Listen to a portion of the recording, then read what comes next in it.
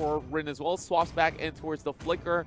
And now let's get this show out. Let's begin that. We're going to find out more in this second game of the series, as we'll see Axis Esports trying to snatch up a total of 3 points, or can Candy come back make sure that they get at least one more point on the table and hit themselves into game 3. Yeah, and we can see that the lane assignments are very obvious here. Oh, Lassid already going in for a big chunk out of Norse. He already has to pop the rejuvenation as quickly as possible. Oh, one more hit until he goes down, and yes, he does. Evil X, and people tell me, oh, Grok's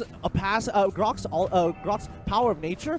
Ooh, it's been nerfed so hard. No, it deals a lot of damage. Well, it doesn't really matter with the nerf, because that sort of a nerf gave him a little bit of balance with 100 more damage output right out there. It's only about the cooldown, so does it even really matter if it's just a couple of seconds left? And now, speaking of Evil X, they're getting Tom stuck by the corners of the wall, and one more kill going in the hands of Axis. Yeah, and Axis, they've got a really early centric composition. Lung, Lassid, both so strong at level 1. Not to mention when you have Scott, Evil X, like, okay, sure, Rin, not the most dominant. It's not like a Lilia, but she can sustain through everything. Lunok's like, oh my goodness. Yeah, and then she could just freely roam, and look at that redemption code right up there. Of course, the juicy as it gets, and we're seeing one tower for the side of Axis Esports.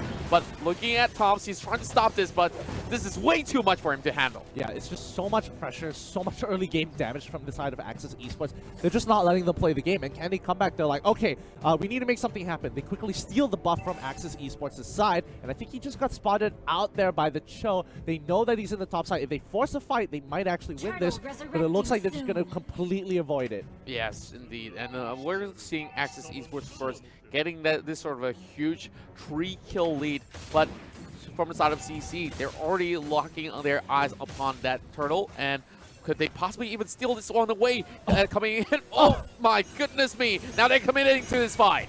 Yep, and they want to keep on going. The rejuvenation already popped. Rin trying to make it happen. The Chaos Assault, but again, Terizla is taking quite a bit of damage. The body of the Smith a little too strong. Lassid gets away to the dragon, instantly kills that Gushing, but Terizla takes out Rin.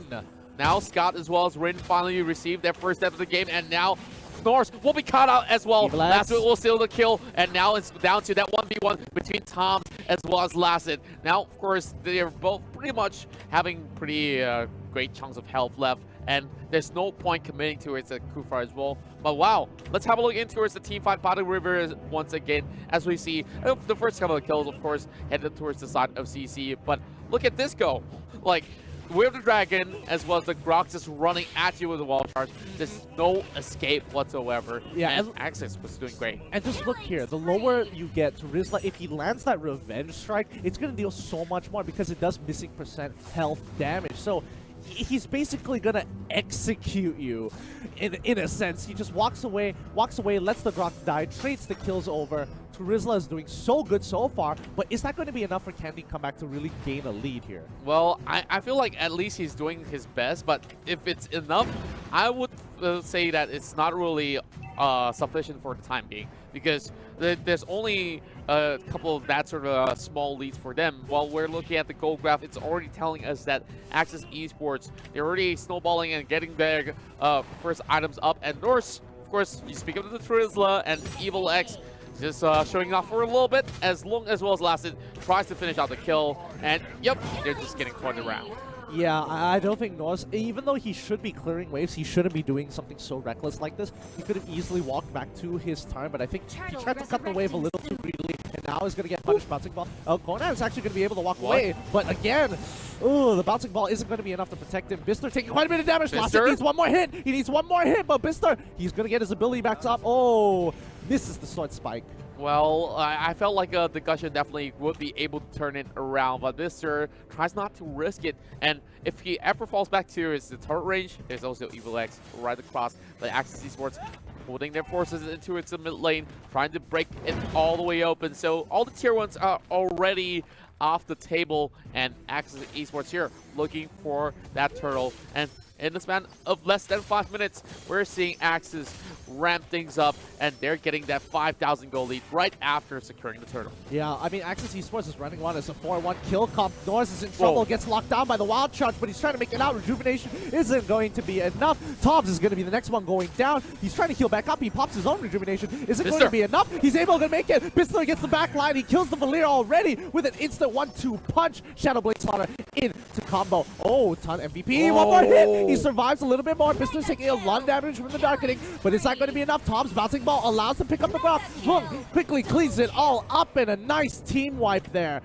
Oh my, that definitely was a team wipe, but of course Norris spawns up a little bit later. Now let's have a look at our U-Mobile replay here as we see all these members of CC. They were just dancing around the tower, and even though they had the chance to run away, they opt not to do so. They recommitted to the fight, so this one's definitely on them, where we felt like, you know, like they were already running towards the lower side, and Bister, from that perfect health, he just falls flat, and that's the power of the Lunox when you give Rid 5 kills in the back. Yeah, and once he gets it, ooh, penalty zone already used on the Norris. Oh, big catch here! Great time and straight into penalty zone. This is huge. They try to turn this around, but they don't have enough damage. Oh my goodness, this would have been different. Oh, here he comes. Conan's trying to make it through. Aldius, he tries to bomb. He pops his shield. Is he going to get that last hit? No, he does not. Does not have vision. Goes down instantaneously and disrupted. Time and time again, another team wipe going in from Axis. Great engage coming from Candy Comeback, but the lead is just too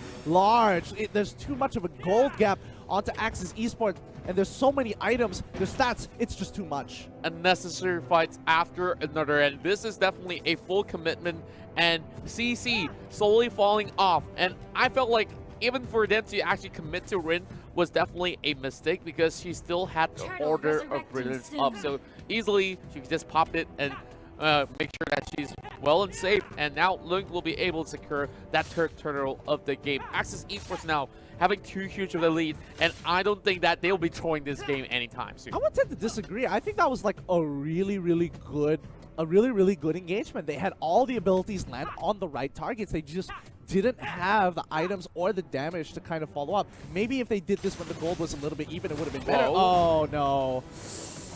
That's a little bit hard to watch, of course, and we're already seeing the penalty zone being used up from the side of members of Candy Comeback, and now Axis Esports will be breaking the doors wide open once again over the mid lane, but it still stands for the time being. Monster kill for the Bruno. Banton MVP will fall for that double in the hands of Lung. And now one more Wave of the Dragon over onto Norris, and this will be legendary for Rin as they break down the bomb side. And yep, back to that sort of fight.